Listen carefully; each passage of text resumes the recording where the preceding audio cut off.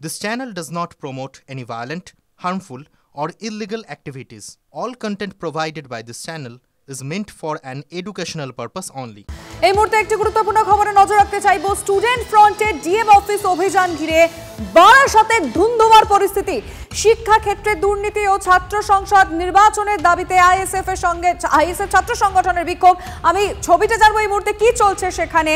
আমাদের রিপোর্টার দীপঙ্কর জানাবেন। দীপঙ্কর, দেখো, শিক্ষা ব্যবস্থার বেহাল দশা ও জেলার বিভিন্ন কলেজ বিশ্ববিদ্যালয়ে অবিলম্বে নির্বাচন চাই, যে নির্বাচন দীর্ঘদিন ধরে হয় না। এই দাবি নিয়ে আজকে এই স্টুডেন্ট ফ্রন্ট তারা মিছিল করে। তারা বারাসাত গভর্নমেন্ট কলেজের এখানে তারা প্রথমে জমায়েত হয় এবং সেখান থেকে মিছিল করে ডিএম অফিসে যায়। তাদের ঘোষিত কর্মসূচি ছিল ডিএম অফিসে গিয়ে তারা বিক্ষোভ দেখাবে, কিন্তু সেই বিক্ষোভের মধ্যে আচমকা ভয়ঙ্কর ধুন্ধুমার অবস্থা তৈরি হয়। ডিএম অফিসের যে মূল দরজা, সেই দরজার সামনে তারা ধস্তাধস্তিতে জড়িয়ে পড়েন এবং ধস্তাধস্তিতে ডিএম অফিসের দরজা ভেঙে যায়। তারপর পুলিশ বাধ্য হয়ে ওই যে যারা বিক্ষোভকারী ছিলেন তাদের মধ্য থেকে প্রায় 16 জনকে আটক করেছে, তাদেরকে বাটার থানায় নিয়ে যাওয়া হয়েছে। পরিস্থিতি এখন ধীরে ধীরে স্বাভাবিক হচ্ছে, কিন্তু বাকি যে সমস্ত আইএসএফ এর কর্মীরা ছিলেন তাদের সঙ্গে তারা আবার একত্রিত হয়ে থানায় আসছেন। কিন্তু মূল যে বিষয়, স্টুডেন্ট ফ্রন্টের দাবি ছিল একমাত্র যে নির্বাচন করাতে হবে। দীর্ঘদিন ধরে তারা নির্বাচন হয় না এবং একই সঙ্গে যে শিক্ষার অব্যবস্থা তৈরি হচ্ছে সেই অবস্থা ফিরিয়ে আনতে হবে। বোঝা যাচ্ছে, আমরা ছবিটাও দেখালাম। ধন্যবাদ তোমায়।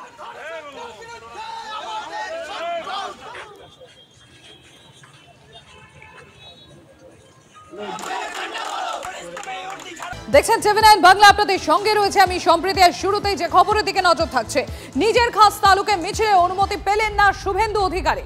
13 জুলাই কাঁথিতে শুভেন্দুর কন্যা সুরক্ষা যাত্রায় না প্রশাসনে। কনিষ্ক রয়েছেন আমাদের সঙ্গে। কনিষ্ক, কি কারণে তিনি এই সুরক্ষা যাত্রা, যে কন্যা সুরক্ষা যাত্রা, তাতে অনুমতি পেলেন না, কি বলা হচ্ছে প্রশাসনের তরফে?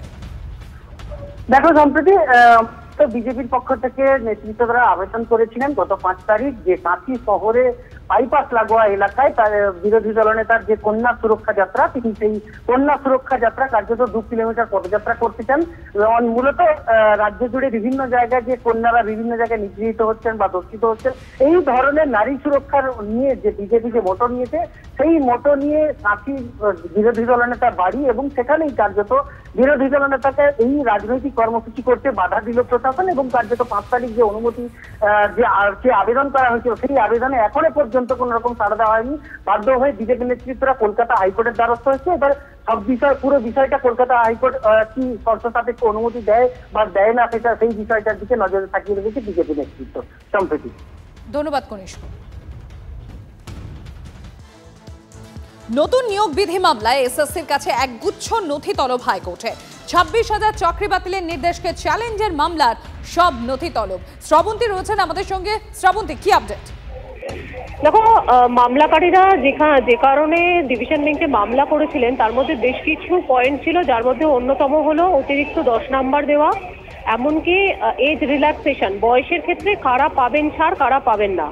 নতুন যে বিজ্ঞপ্তি তৈরি হয়েছে সেখানে রাজ্য সরকারের দাবি যে তারা নতুন বিধি তৈরি করে এই বিজ্ঞপ্তি জারি করতে পারে। যদিও যেটা ডিভিশন বেঞ্চের বক্তব্য যে নতুন বিধি তৈরি করার কথা একবারও যেখানে শীর্ষ আদালত বলেনি, তাহলে এই এজ রিল্যাক্সেশন বা 10 নাম্বারটা কোথা থেকে এলো? এই যাবতীয় প্রশ্নের উত্তর আগামী সোমবার এসএসসি মামলায় দিতে নির্দেশ দেওয়া হয়েছে এবং সেখান থেকে এই বিষয়টার উপর নির্ধারণ করা হবে যে যারা চাকরি করছিলেন প্যানেল থেকে বাদ পড়েছেন তারা আদতে এই 10 নাম্বার পাবেন কিনা। ধন্যবাদ শ্রাবন্তী। পরীক্ষা না দেওয়ার সিদ্ধান্তেই অনড় এসএসসির যোগ্য চাকরিহারারা। ফের পরীক্ষায় বসার আবেদন 100 কম যোগ্য চাকরিহারার। এসএসসি সূত্র খবর, এখনো পর্যন্ত 3.5 লক্ষ আবেদন জমা পড়েছে। আবেদনকারীদের মধ্যে চাকরিহারার সংখ্যা মাত্র 300। গতকালই আদালতে এসএসসি জানিয়েছে 300 জনের মধ্যে 218 জনই দাগি। আগামী সপ্তাহে শীর্ষ আদালতে রিভিউ পিটিশনের শুনানির সম্ভাবনা। সুপ্রিম কোর্টের শুনানির দিকেই তাকিয়ে যোগ্য চাকরিহারারা। অভিজ্ঞতার জন্য বরাদ্দ অতিরিক্ত 10 নম্বর পাবেন কি চাকরিহারারা? সংশয় নিয়ে হাইকোর্টের দিকে তাকিয়ে চাকরিহারা শিক্ষকরা।